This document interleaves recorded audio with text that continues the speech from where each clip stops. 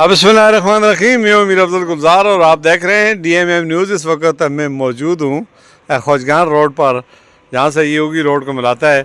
यहाँ पर एक गाड़ी खड़ी है जिसके ऊपर लिखा हुआ है कि साफ़ सुथरा मीठा पानी।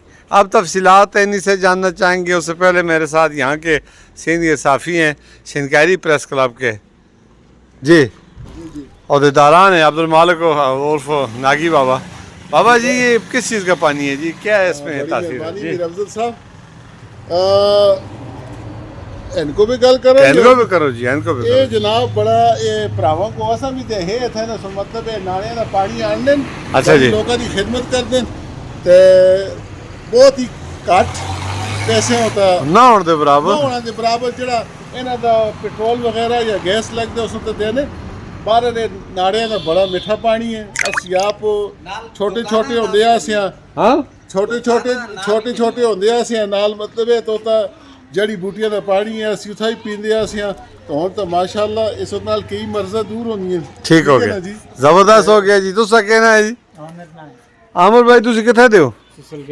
सुसल गली दे। ये पानी तुसी उथों भर के इस बड़ी टैंकी विच ते मोबाइल सर्विस के जरिए खाकी बाजारे विच दुकानदारां को देंदे हो? अच्छा, इसका के तरीकाकार होंदा है? इसका पैमाना के है? तो नाप तोल है या ड्रम है या क्या चीज़ है? फिलहाल तो ऐसा नवा काम शुरू कीते थे। कितना अर्सा हो गया काम शुरू कीते? 3 महीने होने वाले। कोई कामयाबी हुई है इसमें? शुक्र अल्हम्दुलिल्लाह। पेट्रोल गैस ते पैसे निकलते हैं? बस इतना होंगे पेट्रोल औजुल दे।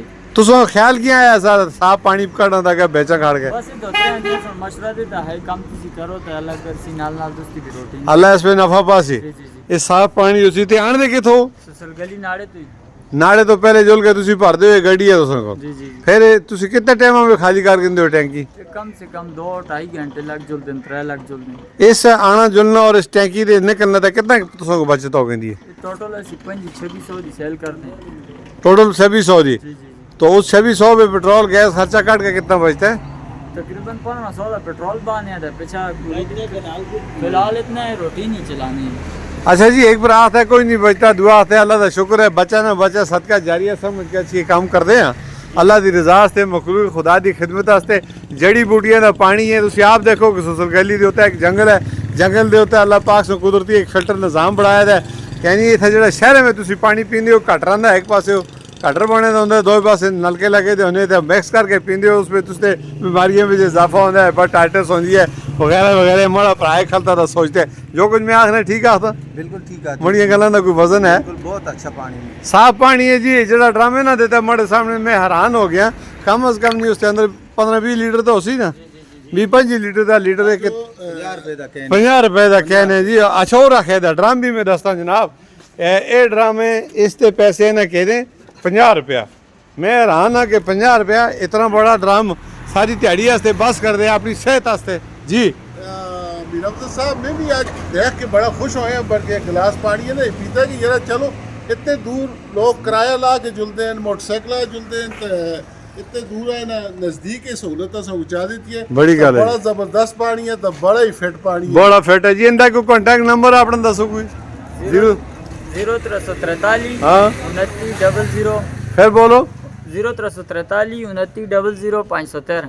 इस भी जाना ये नंबर तुस्त है।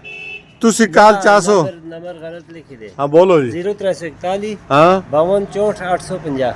ये नंबर सही है। इस तक काल करे तुसी गल सुन सो। जी। ये टैंकी कितने में दे सो खड़ के खोजगान में? ये टैंकी से खोजगान में जड़े है ना तो 3500 रुपए की दे सही। 3500 दी बड़ी टैंकी है। जी।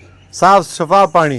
बैरकोंडा में भी इसी रेट है। यही रेट है। खाकी सारे में मस्ते खाकी सारे मस्ते। खाकी बैरकोंडा ही रेट है जी। इसी नाल इजाजत के इंसान बहुत शुक्रिया। अस्सलाम वालेकुम।